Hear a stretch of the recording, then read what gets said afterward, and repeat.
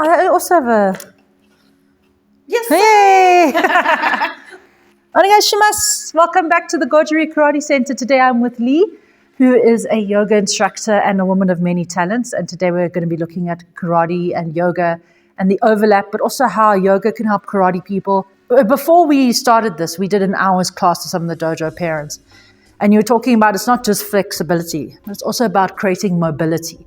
So how would you differentiate flexibility from mobility? So the reality is flexibility is how far you can push your joint with an external force, right?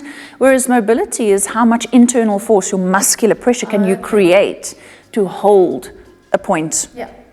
Right? Okay. So mobility is far more desirable than flexibility. Flexibility has been, flexibility has been the be-all and end-all of yoga for so many years, particularly in the Western environment, to the point where we've injured people. Right? A lot of people are getting injuries in sports and activities because we want to be flexible rather than mobility, which is strength. Extreme flexibility comes from strength, not from overstretch. And so what I thought we'd work on today together is everything from ankle to hip mobility and strength. A lot of our users are adults who work at a desk all day, and we're all suffering from really short hip flexors, very tight hamstrings behind the knee, and even our ankles. Yeah, maybe you could take me through a nice little warm-up stretch. So the reality is, let's start from the understanding that the foundation is in the feet. Yes. Everything in the hip is controlled by the manner in which you use your feet. Mm-hmm. So we currently spend a solid 12 hours a day in feet that the toe boxes are squeezing the toes. So toe mobility is in fact the first priority in getting your hips functional. So what we're going to do is we're going to stand up on the ball of the foot, on the heel of the foot. Mm-hmm. We're going to try and put the little toe down, and we're going to hold the big toes up. And that already you're going to feel is now lifting the arch. And what you're not feeling straight away is, in fact, it's starting to lift the pelvic floor. Right? So automatically we're creating the core activation just through the feet. Nothing more, just through the feet. So the amazing thing is we actually have a similar stretch in karate where we put the toes up and down. But I haven't actually had that proper engagement now with the ball and the heel. I've never thought about anchoring those. Those anchor points make a difference to the inner ankle. If we're looking to bulletproof the ankle, we definitely want an arch that can move. We don't want an arch that's too high or too low. So we want an arch that can contract and compress. Okay. So by holding those toes up, you can immediately feel your glutes are starting to switch on, and the longer we're here, the more activation we're going to get all the way through to the diaphragm. Within the next 2 or 3 breaths, you're going to start to feel the urge to swallow. Is active. Why is that? That is your pelvic floor. Oh. Your core has now activated, and it's one of the very small cues on core activation. The urge to swallow, that final lock in the throat. So in yoga, we call them the bandhas, the pelvic floor, the diaphragm, and the throat. Mm-hmm. The 3 locks in the body that create abdominal pressure, but also activation. Yeah. And here we are. So even now, you start to feel the calves switching on, right? That's your hamstrings. Yes. And the lock instantly switches the hamstrings off, and it drops the lower back out. So what we're looking for is we want that irritation. We want to know that the hamstrings have in fact switched on, because we forget that the hamstrings end in the calf. So their attachment process is from those sharp little sits bones in your buttocks to the back of the calf. So the knee controls the tension in the hamstring. So that's all we're going to do. We're just going to bend the knees forward and back. Right? There's a lot of fear about the knees because the knees are not strong enough and you shouldn't push them past your toes. Please do. This is natural movement. Very much so. We always get told we must push our stances past our toes. Right. Because that older generation of karate instructors all have busted ass knees. Exactly. Because they don't bend. Because the knees are so fragile. And this is it. Your knees are powerful. Your feet are incredibly powerful. We create these fear-based concepts in the body, and that causes damage. That causes damage. If you're only going to push your knees in a certain direction, your hips are only ever going to get one level of awareness. So now you can feel the hip flexors turning on. So now we're going to take that exact stance, toes up, knees outward. And you're going to feel a whole different thing happening. So for karate, we have shikodachi stance, which is wide or sumo or straddle stance, which I think is the same. We just the rule, because karate is a lot more about hard and fast rules, is knees under, ankles under knees. It's an ideal place to be when you're starting. Yes. Right? A little bit wider. Once you get a little bit stronger, you want to bulletproof that ankle. Yeah. You want to bulletproof that knee. Therefore, we need to take it to an extension. Okay. Right? So we start off nice and steady. So we take that wide stance, and now we lift our toes again. Instantly, the pelvic floor is up. You don't need to throw your shoulders back. You don't need to work hard. Lifting the pelvic floor is going to put you into the perfect stance. The urge now is to hold your breath. The more intense it becomes in the legs, the more the quads switch on, the more the inner thighs, we want to brace. When you brace, the body is waiting to take a hit. Yeah. Breathe. Focus on that exhalation. The exhalation is what allows the nervous system to understand that you're not under attack. This is discomfort, and we lean into discomfort. Yeah.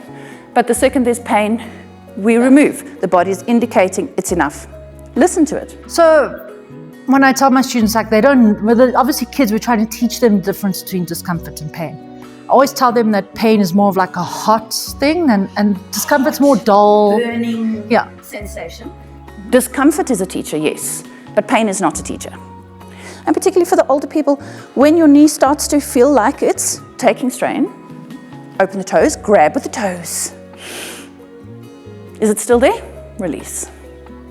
If it's not, then you can go deeper. All right, and here you can start to feel your hip flexors are starting to talk. The wider we go, the more engaged we're going to get with the hip flexors. And if you think about it from a karate perspective, these deeper hip flexors is where you spend your day. Absolutely, and we need them for kicking, we need them for stances. So the ability to pause here. The brain is going to say, okay, this is really uncomfortable. I don't particularly enjoy this. And the one teaching of yoga that is usable in everything is, it's okay not to like it. It's okay. It's okay. It's okay. And instantly the body goes, oh, I don't have to fight. That's like doing dishes. You don't have to like it, but you do have to do it. You do it. And the less you resist, the easier discomfort becomes. Pain immediately creates resistance. Pop out. Pop up, pop out. Yeah. So we've established the connection now. Now that you've got connection, the hip flexors are weak here. Right? Often here. A lot of people can kick out front. But very few people can do roundhouse kick here. The hip up. And why? Because we're focusing on the lifting hip. Right? Because that's compression in the hip flexor, it's quick. What about what's happening in the opposite hip? The ability to tilt without hyperlocking the knee.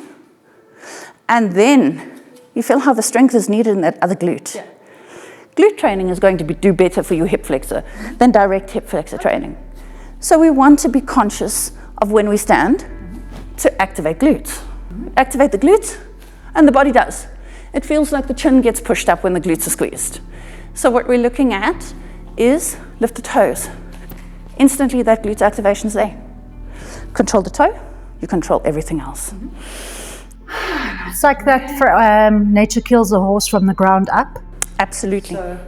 This is your foundation. If your feet are in trouble, the rest of your body is in trouble.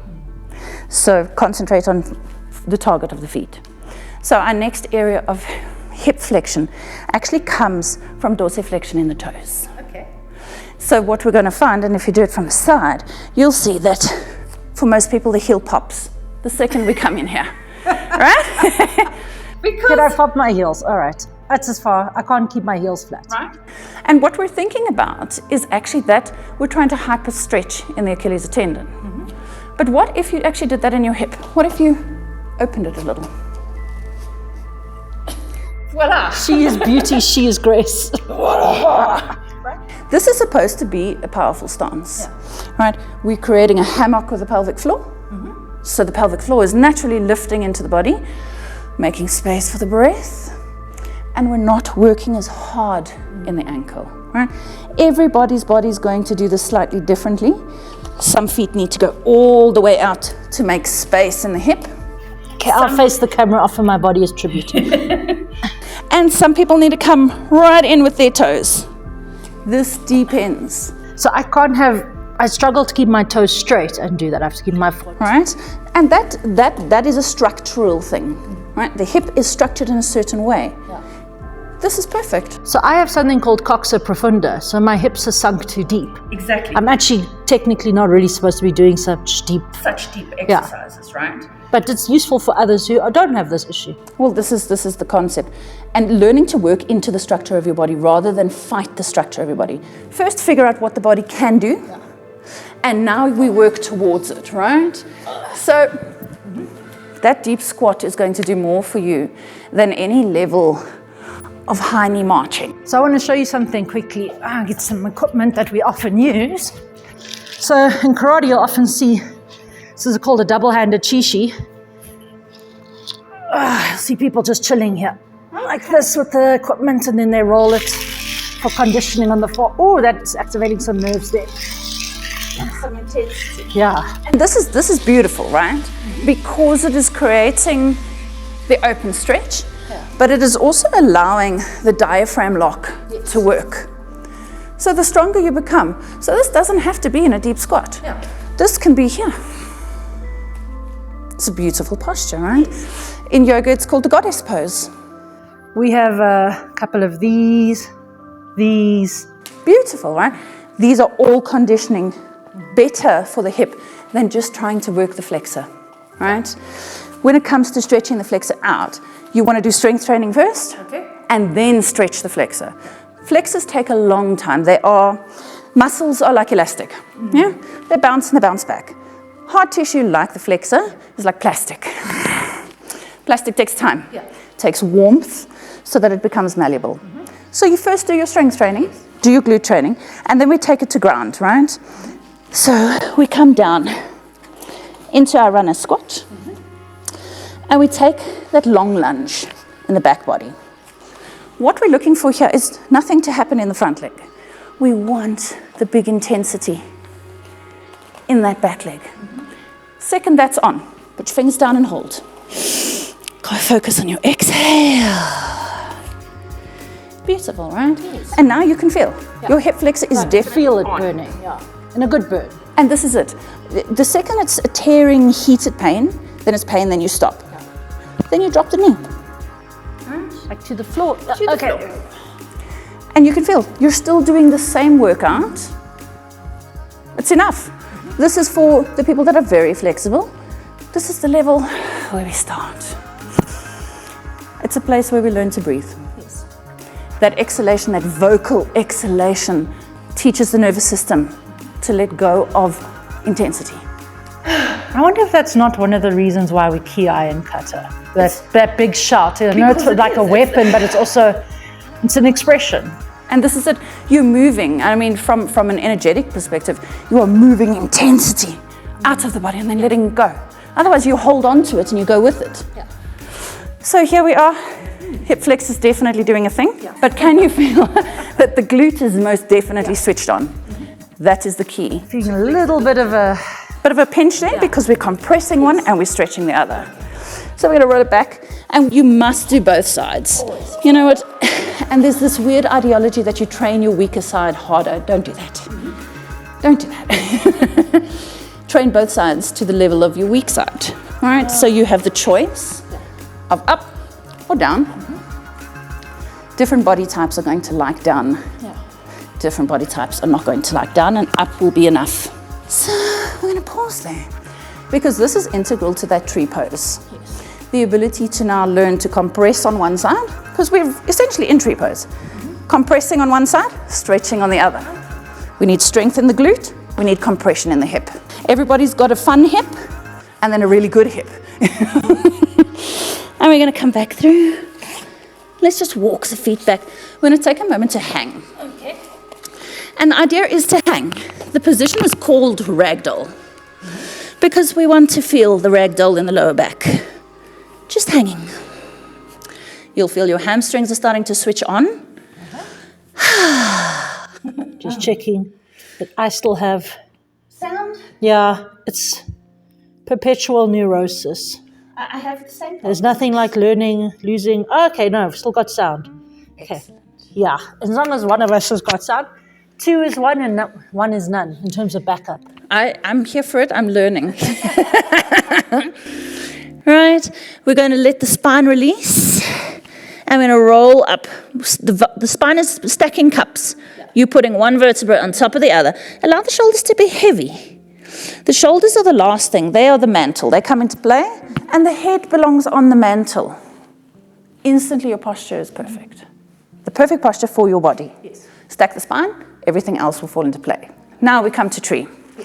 So tree requires you to feel safe in your ankle. All right? So we think about balance as being a statue. Yes. Dead still. But in fact, if you were to keep dead still on a bicycle, you would fall over. Yeah. It's not balance. Balance is the ability to adapt, to change. So we're looking to move in that tree pose. Starting off just compression, stretch, squeezing the glute, and play. I always tell the kids, put your finger on your nose. And it does. It will certainly change a whole concept of things. Little bit of compression in the hip, little bit of stretch. What we're not looking for is that pop out. The urge to pop out into the straight leg. I'm going to try and keep it nice and straight. If you wait here for 5 breaths, you are going to feel everything we were talking about. The lifting in the pelvic floor, the arches of the feet, the hips, the hamstrings. Everybody's talking. Yeah. Discomfort. Discomfort is okay. So I think also for people who feel uncomfortable, because you do get people who feel like this intrudes on their faith. Absolutely. Like we get people who are uncomfortable with the bowing in the dojo, even though it's not religious. This is not a religious thing. Not at all, right? All we're looking to do is actually create a shoulder stance. We're opening up in the chest, and we're creating a shoulder stance. So if this is uncomfortable, this is perfectly acceptable. This is perfectly acceptable. Find your place. The higher the arms, the more balance required. So now you should feel the fascia of the foot starting to really talk to you. We're activating the whole body. Next level. The only answer to tree is that you don't kick your knee. All right? So a lot of people, this is very comfortable. And they just balance. This is easy. This is nothing's happening. Nothing's happening in your body. Just wedged. Exactly. You're actually just using biomechanics to stand. You've pitched a tent. The reality is, for things to happen, that foot needs to do some work. We're pushing the foot into the thigh, and the resistance of that thigh is actually, and there is it. Wait, let's try the other leg. Well, even worse. Right? And we play with it. It becomes better in the ability to play. So I can hold my foot there. Okay, cool. Right? There's balance. That ability to allow the body to trust that even if it falls, it can catch itself. Falling out is more important than holding. Absolutely. Because that's what creates trust. So no matter how tightly you lock your body, you know that whichever way you go, you can catch that. So learning to fall might be the biggest priority in life. Yeah. Well, we do teach, even though we're not a rolling style or a falling style, the kids still have to know how to take a fall. Because you will fall, not just from fighting, but in life you're going to fall and hurt. In yoga, you're going to fall. You're going to fall out of the posture. You're going to learn to smile at yourself and continue. Fall 7 times, stand up 8. Perfect. All right. So, and again, we're going to do it on both sides. We're going to play. Your brain is designed to be busy. Relentlessly. What catches you is you want to be busy with the brain. Right? The idea of yoga is that we step back from the brain and we watch the brain. The brain has a data capture. It's beautiful. Let it go. 450,000 thoughts. It reminds me of Mushin no Shin, mind without mind. There it is. Attachment. Right? You can watch the brain think 400 thoughts.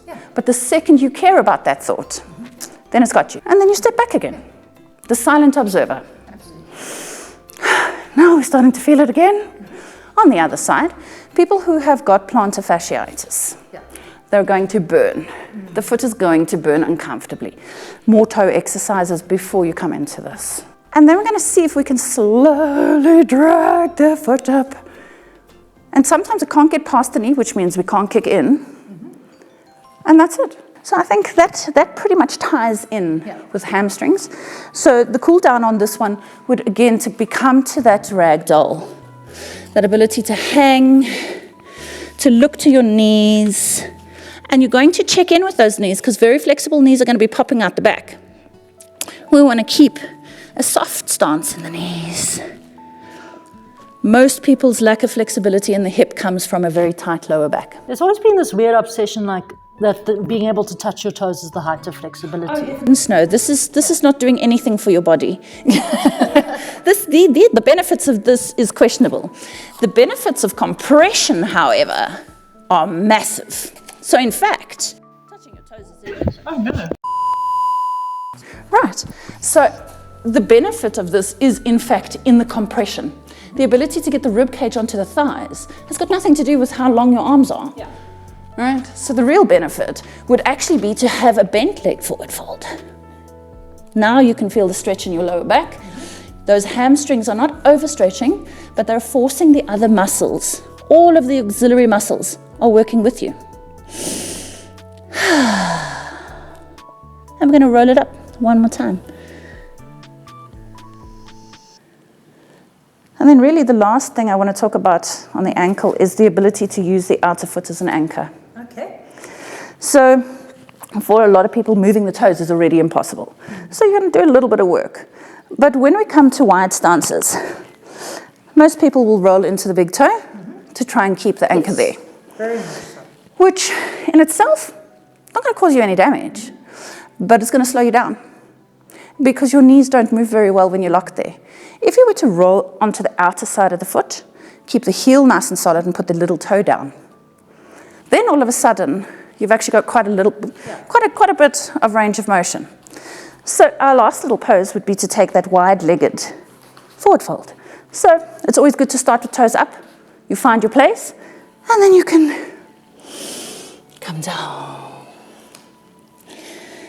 And here we're looking not to overextend in the knees. A bent leg is far more useful than a hyperextended hamstring. Here you're going to feel all of the auxiliary muscles to your flexors, those inner thighs. You're going to have a good stretch of the gluteus medius. Definitely. And we're looking for discomfort. The outer foot is the brake. Okay. That way you're not getting these scary slips and jolts in the knees. And for the people that have got a little bit more slip and slide going on, the more the big toe faces inward, the better grip you have.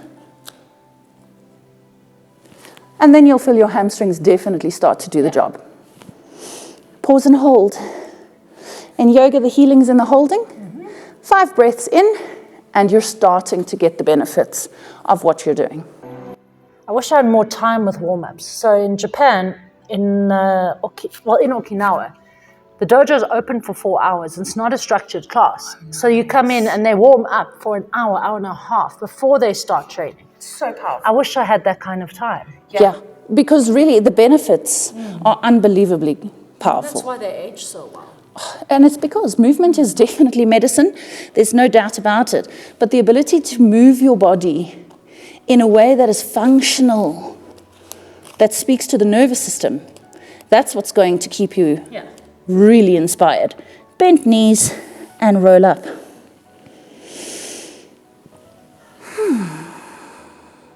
Crunchy neck. Yeah, it happens to the best of us, right? We worry about the crinkles and the crackles and the crunches. And the crunchy neck, it's a thing. We need synovial fluid, an hour worth of stretching. One of the things that I often think about, and in this era where we are trying to become more culturally aware and competent, so karate, I think, easily becomes appropriated when we forget the source from whence it comes. And they've forgotten the roots from which it came. Now, Shay and I always try to honor those who've taught karate and who invented karate by keeping within their teachings and always giving credit back to the Okinawans, by keeping Okinawan lineage. How do you feel with yoga? I know it's quite a heavy topic at the end of our video, but I also think it's something that's worth discussing because we've always got that like terrible stereotype of like pretty white girl goes and does a yoga course and oh my gosh, now I'm vegan and I'm changing my whole life, and they start proselytizing something which they don't give credit to whence it came. And how old is yoga? So yoga in itself is 6,500 years old, right? The first scriptures of movement through the Vedas were designed to help you sit still in meditation. The whole purpose of yoga is to make your body strong enough to sit still in meditation. None of the cool flexies, the butts, and there's some of the beautiful sayings, the older sayings about yoga, that it's not about your ability to touch your toes, it's about what you can learn about yourself on the way down. Absolutely. Right? That's lovely. And you will learn about yourself very quickly through your hamstrings. Yoga in itself is an ancient practice, and it's also one of those practices because of its roots that has been appropriated and even colonized all over the world. Very much so. Yoga in itself is a beautiful practice. The original teachers, the Patanjalis that wrote the scriptures, said that yoga is not for one people. Yes. Yoga is the truth for everyone. But how you practice it, again, comes down to what are you trying to achieve? Yes. Are you trying to look good or are you trying to feel good? Because those are very different things. Absolutely. And there's no problem in feeling good and looking good for yoga, but understand the practice of exercise versus yoga. Yeah, a lot of these principles cross both borders. So the ancient teachings will teach you that yoga without breath work is gymnastics. It's the same as karate actually has breathworks called kokyoho, and it's an essential part of. Absolutely not, Mom. I'm filming. What a great daughter. But without breath work and without kata and without bunkai, karate becomes a dance. It loses meaning when you take all the traditional out of it. And that's what we're seeing with this kind of commercialization of karate to make it acceptable for the civilians. Like that's what we're seeing with the previous Olympic bid, which actually made us look terrible. It really made karate look so bad that we were the laughingstock of martial arts YouTube because someone knocked a guy out, but the guy who got knocked out won the fight because that's how the rules are. Yeah. And the rules don't make sense because it's supposed to be a combative sport. So if we are just stuck to what, in many ways, the traditionalists were like, can we just not look for approval for how karate needs to look? Likewise in yoga is no different from karate in that perspective, is that we're trying to carry the ethos of allowing the yoga to meet you, rather than you having to dress up to meet the yoga. Traditional yoga is taught very much in martial art pants, nice big baggy, give space. The reality of the situation is that ultimately the essence falls to the person who practices. What do you want to gain from karate?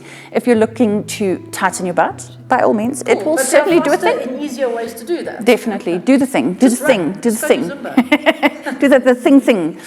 The reality is that yoga is designed to bring you back to a pace of mindfulness, of meditation, and what it's required in this new world. This is what we are looking at from a mental health perspective. Yoga will do things that exercise can't. We're not looking for escapism, we're looking for presence. Sitting with ourselves. Absolutely. And allowing yourself to be yourself. Yoga doesn't demand that you're able to do the splits. Yes. Yoga demands that you be present and you show up for yourself. Exactly. Karate is a lot about showing up. And, there's a line, the dojo kun is kind of like, not the commandments, but like a guideline. And there's eight rules. And one of them is train considering your physical strength. So we often get people in here who feel like, but I can't do splits, therefore I can't do karate. I'm like, where is it written that you have to be able to do splits to do karate? Absolutely. That you have to be thin or you have to be male it's not written anywhere. It wasn't designed to be a powerhouse thing. It's kind of become that, and particularly in South Africa. One of the legacies of karate and apartheid was it was practiced by very big, strong people in the army.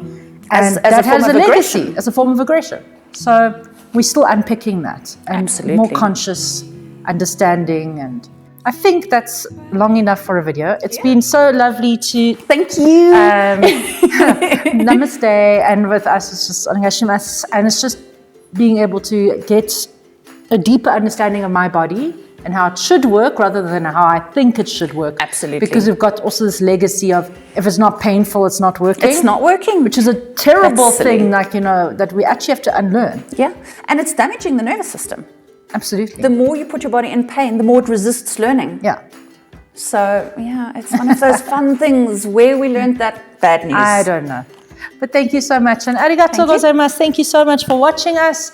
And if you have any more ideas or something you want to ask Lee and I'll relate to her, please chat to us in the comments. Hi, sayonara.